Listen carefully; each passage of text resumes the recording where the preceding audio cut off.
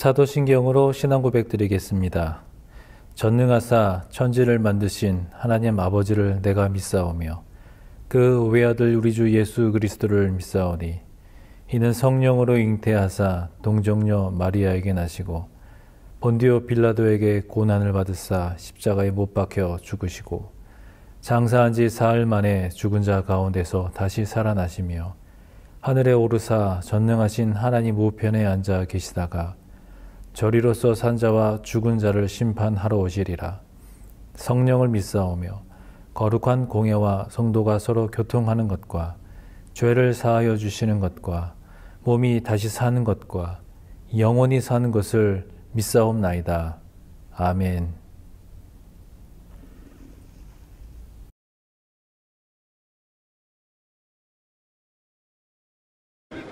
바울이 아덴에서 그들을 기다리다가 그 성에 우상이 가득한 것을 보고 마음에 격분하여 회당에서는 유대인과 경건한 사람들과 또 장터에서는 날마다 만나는 사람들과 변론하니 어떤 에피쿠로스와 스토아 철학자들도 바울과 쟁론할세. 이 말쟁이가 무슨 말을 하고자 하느냐? 이방신들을 전하는 사람인가 보다. 이는 바울이 예수와 부활을 전하기 때문이러라. 그를 붙들어 아레오바구로 가며 말하기를, 내가 말하는 이 새로운 가르침이 무엇인지 우리가 알 수 있겠느냐? 내가 어떤 이상한 것을 우리 귀에 들려주니 그 무슨 뜻인지 알고자 하노라. 하니 모든 아덴 사람과 거기서 나그네 된 외국인들이 가장 새로운 것을 말하고 듣는 것 이외에는 달리 시간을 쓰지 않음이더라. 바울이 아레오바구 가운데 서서 말하되, 아덴 사람들아, 너희를 보니 범사에 종교심이 많도다. 내가 두루 다니며 너희가 위하는 것들을 보다가 알지 못하는 신에게라고 새긴 단도 보았으니 그런즉 너희가 알지 못하고 위하는 그것을 내가 너희에게 알게 하리라. 우주와 그 가운데 있는 만물을 지으신 하나님께서는 천지의 주제시니 손으로 지은 전에 계시지 아니하시고 또 무엇이 부족한 것처럼 사람의 손으로 섬김을 받으시는 것이 아니니 이는 만민에게 생명과 호흡과 만물을 친히 주시는 이심이라. 인류의 모든 족속을 한 혈통으로 만드사 온 땅에 살게 하시고 그들의 연대를 정하시며 거주의 경계를 한정하셨으니 이는 사람으로 혹 하나님을 더듬어 찾아 발견하게 하려 하심이로되 그는 우리 각 사람에게서 멀리 계시지 아니하도다. 우리가 그를 힘입어 살며 기동하며 존재하느니라. 너희 시인 중 어떤 사람들의 말과 같이 우리가 그의 소생이라 하니 이와 같이 하나님의 소생이 되었은즉 하나님을 금이나 은이나 돌에다 사람의 기술과 고안으로 새긴 것들과 같이 여길 것이 아니니라. 알지 못하던 시대에는 하나님이 간과하셨거니와 이제는 어디든지 사람에게 다 명하사 회개하라 하셨으니 이는 정하신 사람으로 하여금 천하를 공의로 심판할 날을 작정하시고 이에 그를 죽은 자 가운데서 다시 살리신 것으로 모든 사람에게 믿을 만한 증거를 주셨음이니라. 그들이 죽은 자의 부활을 듣고 어떤 사람은 조롱도 하고 어떤 사람은 이 일에 대하여 내 말을 다시 듣겠다. 이에 바울이 그들 가운데서 떠나매 몇 사람이 그를 가까이하여 믿으니 그 중에는 아레오바구 관리 디오누시우와 다말이라 하는 여자와 또 다른 사람들도 있었더라.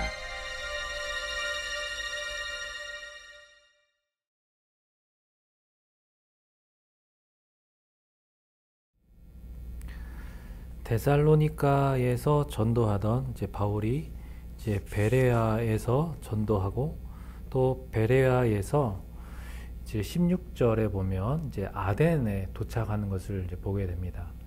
바울이 아덴에서 그들을 기다리다가 이 말은 그 실라와 또 그와 함께한 디모데가 이제 아덴으로 오게 될 것을 기다리면서 아덴을 탐방을 하고 또 그곳에 복음을 전하는 그런 과정을 오늘 본문은 이야기하고 있습니다. 이 아덴은 고대 사회에서 너무나 유명하고 잘 알려진 도시고 또 예술과 철학 그리고 문학에 있어서 가장 최고의 명성을 가지고 있는 도시, 그리고 웅장한 건축물, 또 아름다운 예술 작품이 즐비한 이 아덴이라는 도시의 매력에 빠지지 않을 사람은 아마 거의 없을 것입니다. 그럼에도 바울이 이 아덴을 둘러보고 느낀 그 소감은 16절의 말씀대로 그 성에 우상이 가득한 것을 보고 마음에 격분하였다입니다. 당대 최고의 지성과 그 철학을 가지고 있는 아덴이었지만 거리에 우상들로 넘쳐났다라는 사실이 이 바울로 하여금 그러한 의분, 마음의 격분을 감출 수 없었다라는 말씀입니다. 자, 그러한 아덴이지만 그곳에서도 17절의 말씀처럼 유대 회당이 있었습니다. 그래서 바울은 하던 대로 회당에서 경건한 유대인들과 또 유대교에 호감이 있는 그러한 헬라인들에게 복음을 전하게 됩니다. 바울은 이렇게 날마다 회당에서나 장터에서나 만나는 많은 사람들과 변론하였는데 18절에 보면 그 중에 어떤 에피쿠로스 그리고 스토아 이 철학자들과 또 쟁론을 하였다고 하는데, 어떤 사람들은 바울을 말쟁이로 여겨서 무슨 말로 자기들의 귀를 즐겁게 해줄지 기대했고, 또 어떤 사람은 이 예수라는 새로운 종교를 이 전도하는, 이 설파하는 어떤 전도자로 생각하여서 이 철학자들은 바울을 제 아레오바고라는 곳에 데리고 가서 이 바울의 가르침을 좀 더 듣기를 원했습니다. 이거는 19절에 나오는 바와 같이 아레오바고, 그러니까 이 아레오바고라는 곳은 공개 강연도 한 곳이지만 주로 이곳은 재판을 많이 했기 때문에 아레오바고 법정이라고 불리우는 곳입니다. 바울을 여기에 데리고 가는 것은 바울을 고발하기 위해서 강압적으로 끌고 가는 것이 아니라 단지 이런 외부 사람이 전하는 이 새로운 신에 대한 이러한 관심이, 이 새로운 것에 대한 호기심이 이 바울을 공적인 자리로 가게 만들게 된 것입니다. 자, 이에 대한 해설 세 번째 단락 봅니다. 바울은 신전과 신상, 제단과 사당으로 가득한 아덴을 보고서 격분합니다. 바울의 분노는 하나님이 우상을 숭배하는 자기 백성을 보실 때 느끼는 그 질투와 같습니다. 그는 하나님의 형상인 인간이 우상을 섬기는 것, 하나님께 돌아가야 하는 영광이 우상의 차지가 되는 상황을 견딜 수 없었습니다. 그래서 회당이든 장터든 아레오바고든 유대인이든 헬라 철학자이든 가리지 않고 복음을 전합니다. 하나님의 영광을 위한 열심이 바울의 선교 동력이었습니다. 하나님이 세상에서 최고의 영광을 받으시기를 바라는 사람은 선교하지 않을 수 없습니다. 우리의 삶에서도 마찬가지입니다. 우리의 삶의 여러 현장 가운데에서 하나님의 영광을 위하여 살아가는 것이 우리의 삶의 모토가 되어진다면 우리가 하는 어떤 대화의 주제나 또 우리가 살아가는 어떤 삶의 그런 방식들이 모두가 다 하나님의 영광을 나타내기 위한 그 목적이 담겨져 있는 우리의 삶의 방식이 되어지는 것이지요. 이렇게 우리 서대문교회 모든 성도님들은 우리의 모든 삶이 하나님의 영광을 위하여, 그리고 그리스도 예수의 마음으로 우리가 하나가 되었듯이 또 그들에게 주님의 그 놀라운 사랑의 마음을 전할 수 있는 그런 넉넉한 사랑의 마음이 우리 안에 있기를 소망합니다. 계속해서 말씀을 또 이어보면 22절의 말씀대로 이 바울이 아레오바고 가운데 서서 말합니다. 그러면서 그들은 이제 바울을 바라볼 때 어떤 호기심이나 어떤 경멸이나 어떤 기대감이나 어떤 조롱의 다양한 시선으로 바울을 바라봤을 때 바울은 이제 이렇게 이야기합니다. 아덴 사람들아, 너희를 보니 범사에 종교심이 많도다 라고 시작하면서 바울은 복음을 담은 이러한 설교를 진행합니다. 바울은 우선 아덴 사람들의 남다른 종교심은 언급하면서 그들의 열성적 종교심은 알지 못하는 신을 위한 제단까지 봤던 자기의 경험을 이제 소개합니다. 이때 바울은 그 알지 못하는 신을 언급하면서 23절에 너희가 알지 못하고 위하는 그것을 내가 너희에게 알게 하리라 라고 함으로써 그들이 어떤 종교적 열심으로도 알지 못하는 하나님에 대해 전합니다. 바울은 24절에 먼저 하나님을 우주 만물의 주제로 소개하고 우상과는 차원이 다른 만물을 지으신 하나님의 그 특징을 두 가지로 설명하고 있습니다. 하나님은 우상이 아니시고 사람이 손으로 지은 전에 갇히지 않으신다라고 하면서 아덴의 즐비한 신전과 제단은 사람들의 손으로 지은 것이고 신의 형상까지 사람들이 만들었지만 하나님은 사람이 만든 신이 아니라는 것이고, 둘째로 25절에 보니까 하나님은 무엇이 부족한 것처럼 사람의 손으로 섬김을 받아야 하는 신이 아니라는 것입니다. 우상들은 끊임없이 섬김을 강요하고 있는데 그거는 그 신들이 뭔가 부족한 존재임을 스스로 자인하는 것이지만, 그러나 하나님은 홀로 충만하시고 만물에 생명과 호흡을 공급해 주시는 분이라는 말입니다. 그러니까 하나님은 자신의 존재를 위해서 무언가를 필요로 하는 분이 아니라 스스로 계시며 생명으로 충만한 분이고 아덴의 신들과는 차원이 다른 분이라는 말씀입니다. 26절에 하나님은 인류의 모든 족속을 한 혈통으로 이제 만드셔서 온 땅에 살게 하시고 인류의 연대를 정하시고 거주의 경계를 정하셨다라고 하면서 27절에 이렇게 하신 것은 사람으로 하여금 하나님을 발견하게 하려 하시려는 것인데, 이 말은 하나님은 우리 각 사람에게서 멀리 계시는 분이 아니라는 말입니다. 그래서 28절처럼 우리가 하나님을 힘입어, 그러니까 하나님이 계시기 때문에 우리가 살면서 기도하면서 존재할 수 있다라는 말입니다.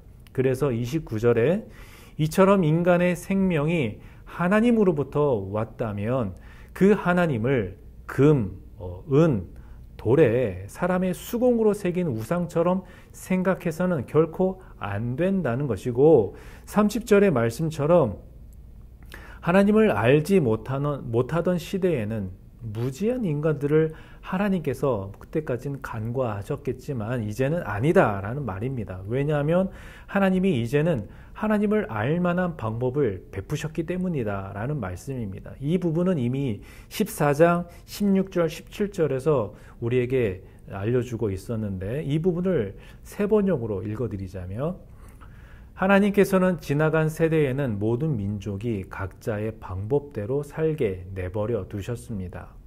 그렇지만 하나님께서 자기를 드러내지 않으신 것은 아닙니다. 곧 하늘에서 비를 내려주시고 철을 따라 열매를 맺게 하시고 먹을거리를 주셔서 여러분의 마음을 기쁨으로 가득 채워 주셨습니다. 자, 이에 대한 해설 첫 번째 단락을 보도록 하겠습니다. 바울은 아레오바고에서 자기를 둘러싼 사람들에게 우상이 감히 비길 수 없는 하나님을 소개합니다. 하나님은 사람 손에 의해 지어진 우상과 달리 우주와 만물을 지으신 창조주이십니다. 하나님은 사람이 돌봐야 하는 우상과 달리 생명을 주시고 유지하십니다. 하나님은 특정 민족의 수호신인 우상과 달리 모든 곳에서 그 흔적을 찾을 수 있을 만큼 어디든 계시며 모든 민족을 다스리십니다. 하나님은 모든 존재의 근원이십니다. 우상으로 환원할 수 없고 우상에 가둘 수도 없는 분입니다. 섬기지 않으면 안 되는 분, 섬기지 않을 수 없는 분입니다. 자, 그 하나님께서 31절에 천하를 공의로 심판할 날을 작정하셨기 때문에 하나님을 믿고 30절 말씀처럼 회개하라고 명하십니다. 이 31절 말씀을 세 번역으로 이제 함께 살펴보면, 하나님께서는 자기가 정하신 사람을 내세워 심판하실 터인데 그를 죽은 사람들 가운데서 살리심으로 모든 사람들에게 확신을 주셨습니다. 그러니까 하나님께서 예수를 죽은 자 가운데서 다시 살리심으로 모두가 그를 심판주로 믿게 하셨다라는 말입니다. 자, 이에 대한 해설 두 번째 단락을 보도록 하겠습니다. 예수 그리스도를 죽은 자 가운데서 다시 살리셔서 천하를 공의로 심판하실 심판관으로 세우셨습니다. 예정된 심판을 감추지 않고 복음의 전령을 통해 땅끝까지 알리심으로 회개하고 구원받기를 촉구하고 계십니다. 심판과 구원은 하나님께 있습니다. 자, 이렇게 바울의 설교가 끝났을 때 사람들은 죽은 자의 부활에 대해서 민감하게 반응을 합니다. 왜냐하면 대부분의 헬라 사람들은 죽은 자가 다시 사는 일은 일어나지 않는다라고 생각했기 때문입니다. 혹시 그 사후 세계를 믿는다 하여도 이거는 그 당시 플라톤 철학에 기반한 영혼에 제한된 그런 불멸일 뿐이지요. 또 성경에 보면 32절에 그들이 죽은 자의 부활을 듣고 어떤 사람은 조롱도 하고 어떤 사람은 이 일에 대해 네 말을 다시 듣겠다라고 하면서 성경은 바울의 이러한 복음의 설교를 들은 다양한 어떤 반응과 또 다양한 그런 태도들이 전해집니다. 자, 이에 대한 바울의 또 대응이나 바울의 어떤 반응에 대해서는 성경은 이야기하지 않습니다. 그저 33절에 보니까 이에 바울이 그들 가운데서 떠났다라고 하면서 이제 바울의 사역을 마무리합니다. 자, 추가로 34절에 보니까 몇 사람이 그를 가까이 하여 믿으니 그 중에는 아레오바고 관리 디오누시오와 다말이라 하는 여자와 또 다른 사람들도 있었더라 라고 하면서 그들 중 일부가 바울을 따르며 복음을 믿게 되었다라고 전하고 있습니다. 자, 어떤 이들은 바울의 그 아덴 사역이 실패했다라고 하는데 그 이유는 바울이 평소처럼 어떤 복음을 올바로 선포하지 않고 그저 아덴 사람들이 듣기 편한 그들의 어떤 철학적이고 사변적인 방식으로 전했기 때문이다 라고 그렇게 이야기하면서 바울은 실패했다라고 합니다. 하지만 이 바울의 아덴의 사역은 그들의 어떤 그 철학적인 세계관에 전곡을 찌르는 가장 적절한 메시지였고 또 충분히 수사적으로 복음을 제시했다라고 평가할 수 있습니다. 이렇게 상황과 청중에 맞는 이런 복음 선포는 반드시 필요합니다. 성경에서는 이제 언급하지 않았지만 나중에 실라와 디모데가 아덴으로 이제 와서 바울과 합류했을 것입니다. 그리고 바울은 또다시 디모데를 데살로니가 교회로 이제 보내는데 이 부분은 데살로니가 전서 3장 1절로 2절에 보면 우리가 확인할 수가 있고 또 실라는 바울이 다시 빌립보 교회로 보냈을 것입니다. 그리고 다시 이 둘은 나중에 고린도 교회에서 합류하게 됩니다. 자, 오늘의 본문의 말씀에서 바울이 이 복음을 전할 때 상대방을 이해하려는 그런 모습을 발견할 수가 있습니다. 이거는 상대방의 어떤 사상에 동조하는 것이 아니라 그들의 입장을 헤아리면서 진리의 본질을 훼손하지 않으면서도 효과적으로 전달할 수 있는 그런 지혜의 말입니다. 이런 지혜가 오늘을 살아가는 저와 여러분에게 있어서 정말 다양한 사람들을 만나고 그들의 다양한 가치관 속에서 진리를 분별하고 또 효과적으로 복음을 전하는 그런 우리의 모습이 되기를 소망합니다. 함께 기도하겠습니다. 하나님 아버지 감사합니다. 오늘도 이 아침에 주님 앞에 나와 예배하게 하심을 감사하고 또 말씀을 통하여서 다시 하나님의 음성을 듣게 하심을 감사합니다. 우리가 있는 곳 어디든지 이렇게 바울처럼 주님의 복음을 예수 그리스도의 그런 말씀을 효과적으로 우리가 전달할 수 있는 복음을 전도할 수 있는 우리의 모습이 되기를 원합니다. 우리의 상황에 또 삶의 여러 현장 가운데에서 그렇게 효과적으로 주님의 증인이 될 수 있도록 하나님 우리에게 지혜와 명철을 더하여 주시옵소서. 예수님의 이름으로 기도하옵나이다. 아멘. 주님 가르쳐 주신 기도로 기도회를 마치겠습니다. 하늘에 계신 우리 아버지여, 이름이 거룩히 여김을 받으시오며 나라의 임하옵시며 뜻이 하늘에서 이룬 것 같이 땅에서도 이루어지이다. 오늘날 우리에게 일용할 양식을 주옵시고 우리가 우리에게 죄 지은 자를 사하여 준 것 같이 우리 죄를 사하여 주옵시고 우리를 시험에 들게 하지 마옵시고 다만 악에서 구하옵소서. 대개 나라와 권세와 영광이 아버지께 영원히 있사옵나이다. 아멘.